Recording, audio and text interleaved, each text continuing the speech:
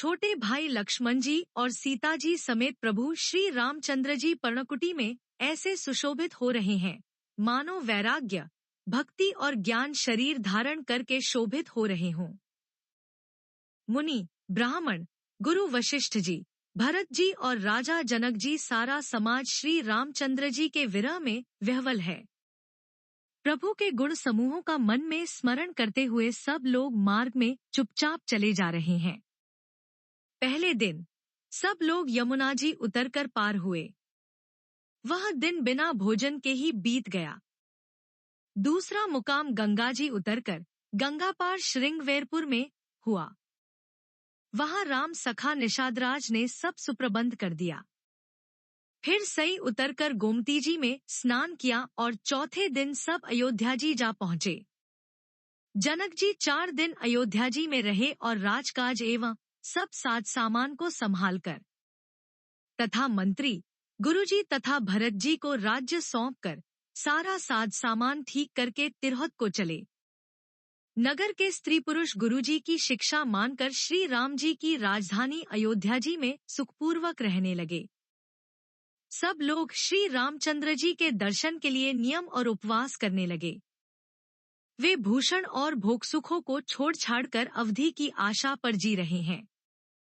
भरत जी ने मंत्रियों और विश्वासी सेवकों को समझाकर उद्यत किया। वे सब सीख पाकर अपने अपने काम में लग गए। फिर छोटे भाई शत्रुघ्न जी को बुलाकर शिक्षा दी और सब माताओं की सेवा उनको सौंपी। ब्राह्मणों को बुलाकर भरत जी ने हाथ जोड़कर प्रणाम कर अवस्था के अनुसार विनय और निहोरा किया कि आप लोग ऊंचा नीचा, छोटा बड़ा, अच्छा मंदा जो कुछ भी कार्य हो उसके लिए आज्ञा दीजिएगा, संकोच न कीजिएगा। भरत जी ने फिर परिवार के लोगों को, नागरिकों को तथा अन्य प्रजा को बुलाकर उनका समाधान करके उनको सुखपूर्वक बसाया। फिर छोटे भाई शत्रुघ्न जी सहित वे गुरुजी के घर गए और दंडवत करके हाथ जोड़कर बोले, आज्ञा हो तो मैं नियम पूर्वक रहूं। मुनि वशिष्ठ जी पुलकित शरीर हो प्रेम के साथ बोले, हे भरत, तुम जो कुछ समझोगे, कहोगे और करोगे वही जगत में धर्म का सार होगा। भरत जी ने यह सुनकर और शिक्षा तथा बड़ा आशीर्वाद पाकर ज्योतिषियों को बुलाया और दिन अच्छा मुहूर्त साध कर प्रभु की चरण पादुकाओं को निर्विघ्नता पूर्वक सिंहासन पर विराजित कराया। फिर श्री राम जी की माता कौसल्या जी और गुरुजी के चरणों में सिर नवाकर और प्रभु की चरण पादुकाओं की आज्ञा पाकर धर्म की धुरी धारण करने में धीर भरत जी ने नंदीग्राम में पर्णकुटी बनाकर उसी में निवास किया। सिर पर जटाजूट और शरीर में मुनियों के वल्कल वस्त्र धारण कर पृथ्वी को खोदकर उसके अंदर कुश की आसनी बिछाई। भोजन, वस्त्र, बर्तन, व्रत, नियम सभी बातों में वे ऋषियों के कठिन धर्म का प्रेम सहित आचरण करने लगे।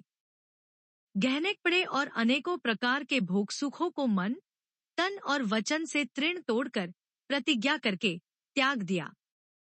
जिस अयोध्या के राज्य को देवराज इंद्र सिहाते थे और जहां के राजा दशरथ जी की संपत्ति सुनकर कुबेर भी लजा जाते थे, उसी अयोध्यापुरी में भरत जी अनासक्त होकर इस प्रकार निवास कर रहे हैं जैसे चंपा के बाग में भौमरा। श्री रामचंद्र जी के प्रेमी बड़भागी पुरुष लक्ष्मी के विलास भोगैश्वर्य को वमन की भांति त्याग देते हैं, फिर उसकी ओर ताकते भी नहीं। फिर भरत जी तो स्वयं श्री रामचंद्र जी के प्रेम के पात्र हैं।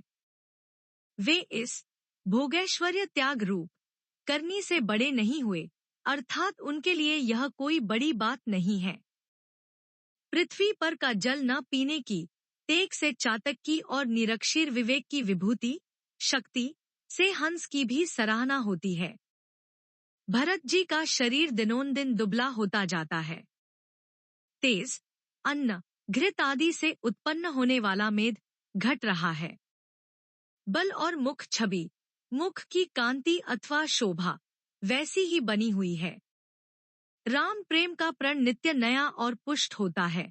धर्म का दल बढ़ता है और मन उदास नहीं है, अर्थात प्रसन्न है। संस्कृत कोश में तेज का अर्थ में मिलता है और यह अर्थ लेने से घटे के अर्थ में भी किसी प्रकार की खींचतान नहीं करनी पड़ती। जैसे शरद ऋतु के प्रकाश विकास से जल घटता है, किंतु बेंत शोभा पाते हैं और कमल विकसित होते हैं। शम, दम, संयम, नियम और उपवास आदि भरत जी के हृदय रूपी निर्मल आकाश के नक्षत्र तारागण हैं। विश्वास ही उस आकाश में ध्रुव तारा है। 14 वर्ष की अवधि का ध्यान पूर्णिमा के समान है और स्वामी श्री राम जी की सुरती स्मृति आकाश गंगा सरीखी प्रकाशित है। राम प्रेम ही अचल सदा रहने वाला और कलंक रहित चंद्रमा है। वह अपने समाज नक्षत्रों सहित नित्य सुंदर सुशोभित है। भरत जी की रहनी समझ करनी भक्ति वैराग्य निर्मल गुण और ऐश्वर्य का वर्णन करने में सभी सुकवी सकुचाते हैं, क्योंकि वहां औरों की तो बात ही क्या, स्वयं शेष गणेश और सरस्वती की भी पहुंच नहीं है। वे नित्य प्रति प्रभु की पादुकाओं का पूजन करते हैं, हृदय में प्रेम समाता नहीं है। पादुकाओं से आज्ञा मांग मांग कर वे बहुत प्रकार सब प्रकार के राजकाज करते हैं। शरीर पुलकित है, हृदय में श्री सीताराम जी हैं।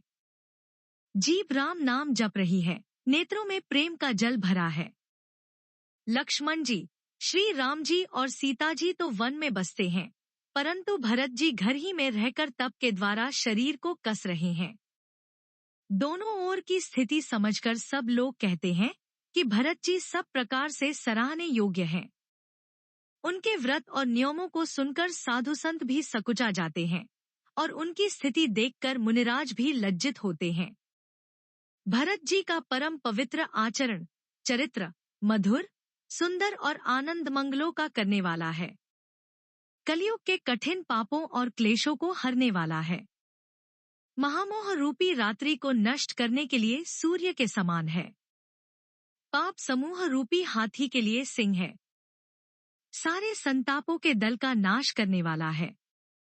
भक्तों को आनंद देने वाला और भव के भार संसार के दुहक का भंजन करने वाला तथा श्री राम प्रेम रूपी चंद्रमा का सार अमृत है।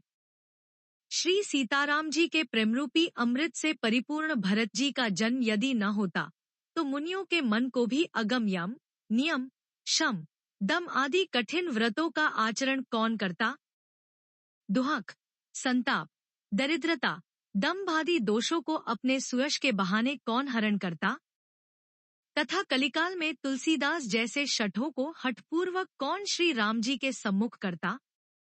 तुलसीदास जी कहते हैं, जो कोई भरत जी के चरित्र को नियम से आदरपूर्वक सुनेंगे उनको अवश्य ही श्री सीताराम जी के चरणों में प्रेम होगा और सांसारिक विषय रस से वैराग्य होगा। मास पारायण 21वां विश्राम इति श्रीमद्रामचरितमान से सकल क्लिक्लुष विध्वंस ने द्वितीय सोपानः समाप्ता। कलयुग के संपूर्ण पापों को विध्वंस करने वाले श्री रामचरित मानस का यह दूसरा सोपान समाप्त हुआ। अयोध्या कांड समाप्त।